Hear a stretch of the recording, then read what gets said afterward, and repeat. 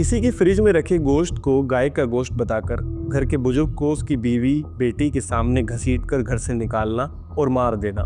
किसी ट्रेन में सफर कर रहे बच्चे को उसके सर पर लगी टोपी देकर पीटना, गालियां देना और जान से मार देना।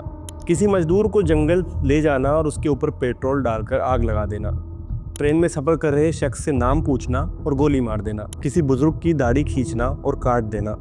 किसी महिला को पेशाब पिलाना, किसी बच्चे के बीच सर में गोली मार देना और फिर किसी तरह का हंगामा ना होना।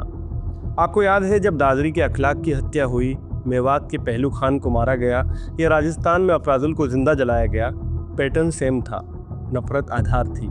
उस दौर में लोग सड़कों पर आए थे, लेकिन अब ये न्यू नॉर्मल बन गया है।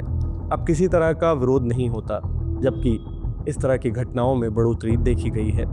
दिल्ली के उत्तम नगर में दो परिवारों के बीच झगड़ा हुआ, वजह एक गुब्बारा बना। एक पक्ष ने कहा कि गुब्बारे में होली का रंग था, मुस्लिम महिला के ऊपर किसी बच्चे ने फेंक दिया और विवाद हो गया।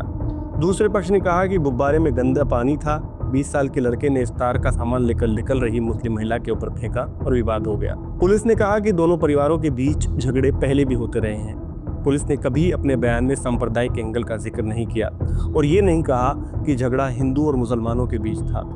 ये जरूर कहा कि दो पड़ोसियों का झगड़ा था। दोनों परिवारों के बीच जमकर मार पिटाई हुई। 26 साल के तरुण की मौत हो गई। दावों के मुताबिक मुस्लिम परिवार में भी कई लोग गंभीर घायल हुए और कुछ अस्पताल में भर्ती भी हैं। तरुण के परिवार को इंसाफ मिलना चाहिए।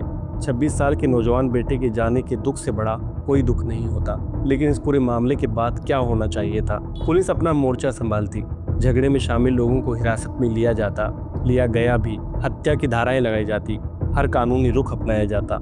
लेकिन एक भीड़ का मुस्लिम परिवार के घर में घुस जाना, घर के सामान को निकाल कर फेंकना, जला देना, मुसलमानों के खिलाफ नफरती भाषण देना, पूरी एक कम्युनिटी को दोषी बताना, सरेआम कहना कि ईद पर खून की होली खेलेंगे, ये कौन सी प्रक्रिया और न्याय व्यवस्था का हिस्सा है? और भीड़ को ये इजाज़त कौन सा कानून देता है? भीड़ ने कहा कि बुलडोजर कार्रवाई हो, योगी मॉडल अपनाया जाए, और अगले ही दिन ऐसा हुआ भी।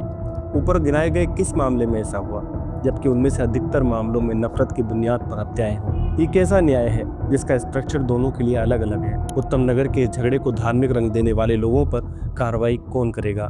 नफरत पोसने वालों की पकड़ कौन करेगा? शुक्रिया।